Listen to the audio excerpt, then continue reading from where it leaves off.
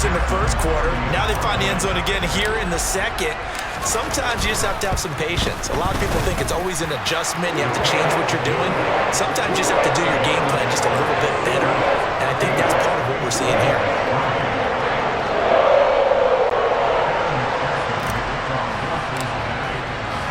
After the touchdown, McPherson on to kick this one away. Here's Sims now from his end zone. And he's able to get this across the 20, but not by much, as he's marked down officially at the 21. And Pittsburgh getting set to take the field. And for this offense, Charles, you got to think kind of crucial here to put something together on this drive, because remember last time out, they threw the interception on the very first play. And you can't afford to let this defense keep building any more momentum. They're playing awfully well, and they're awfully confident right now. To me, it's time to attack and take some of that momentum back, but make sure you're selective in doing so. Understand where you want to throw the football and make sure it's open before the ball leaves your hands. Again, it's Harris on second down. He takes this for 3 to the 29. They'll come to the line, needing only 2 yards to gain the first here. Trying to pick it up on the ground with Harris. And tough going there, as he'll only get it up to about the 31. They run for it with Harris. And he gets it to the 32. Good enough for a first down. A big roll of the dice on 4th and 1, but it pays off. They convert. The 4th down run successful. Now they look to pay it off on first down. They take a shot downfield there, but it winds up falling incomplete. It's another zone defense. It looks like it's open for possibilities, but they did a nice job patrolling the middle of the field and forcing an incompletion. To throw on 2nd and 10. Pickett. That's caught by Sims. And they'll get this well past midfield before being stopped just before the 35. It'll go as an impressive 31-yard gain.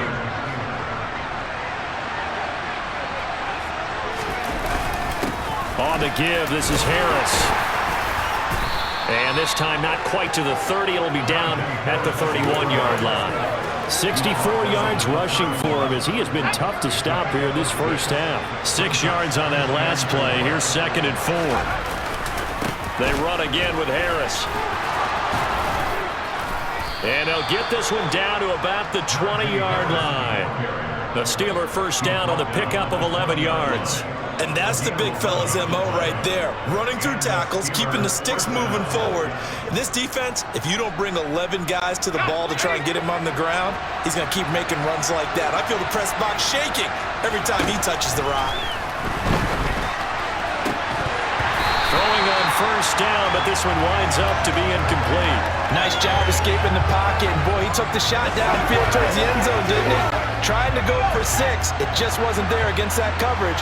They were ready to prevent the big play. On 2nd down, this is Harris.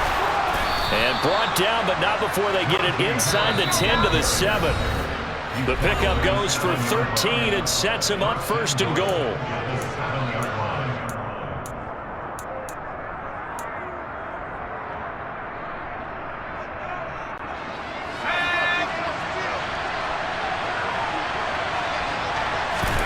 Pickett, he'll look to throw it. Setting up the screen, Harris.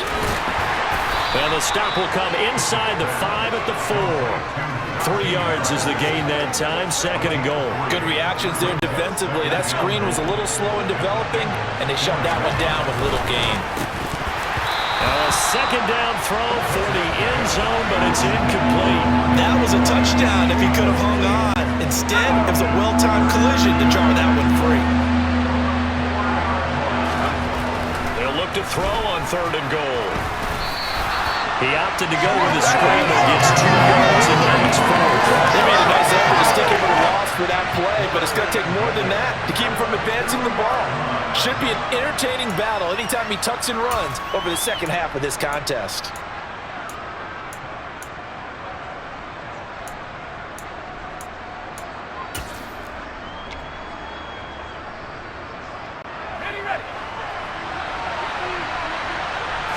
Pickett going to keep it himself.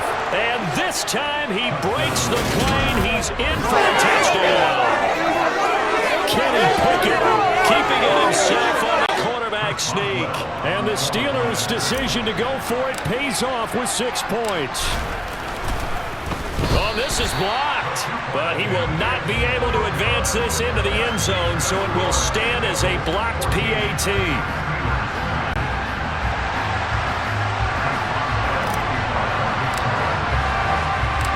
Boswell now to kick it away after the touchdown.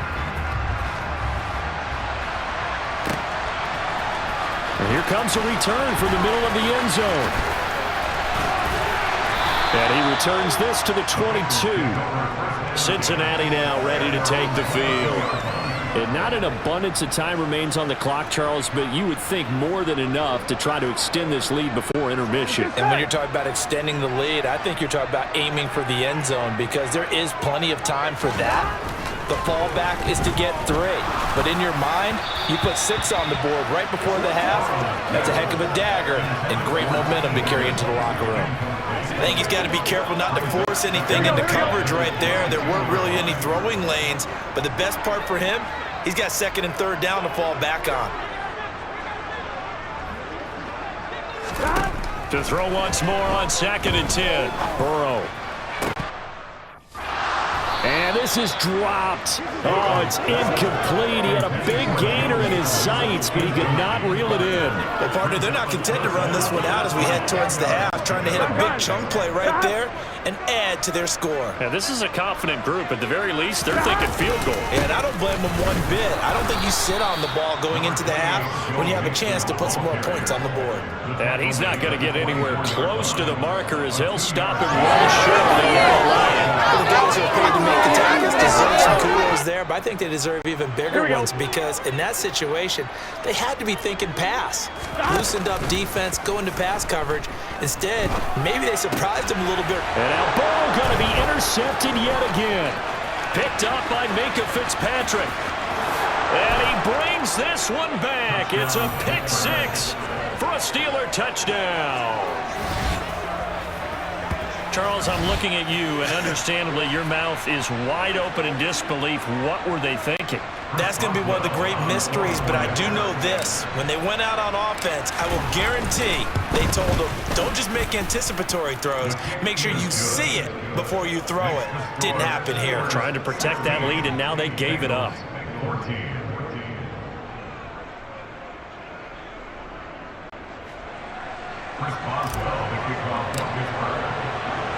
So not much time to speak of remaining in this first half as the kick's away. This will be brought out from the middle of the end zone. And in hindsight, probably should have taken a knee as he only gets this out to the 16-yard line.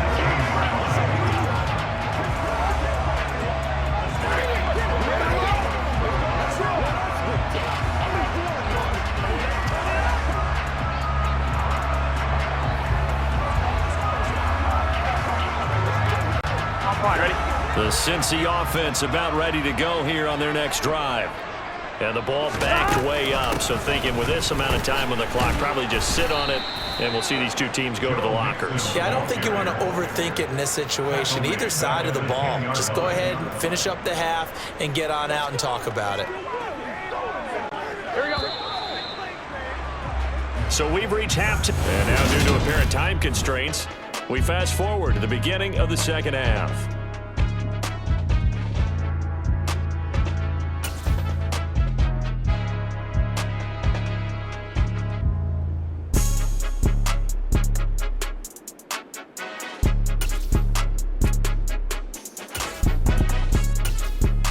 And we welcome you back now. Alongside Charles Davis, I'm Brandon Gaudin, getting set for quarter number 3 here.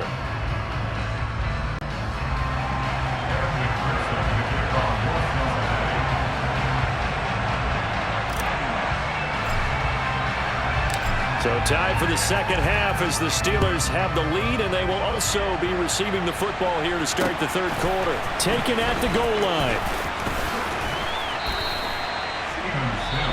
And now the Bengal defense here calling a timeout. It's just their first, so 2 remaining as they burn one here in this third quarter.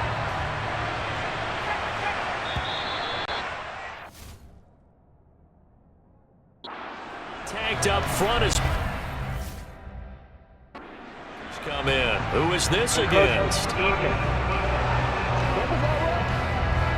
Jumping all the way from the outside, maybe getting a little early start in the corner blitz. And the only time it makes sense to get that penalty is exactly as you described. Otherwise, he should never get that penalty. They hand this off to Harris. And not a whole lot there, maybe a yard to the 27.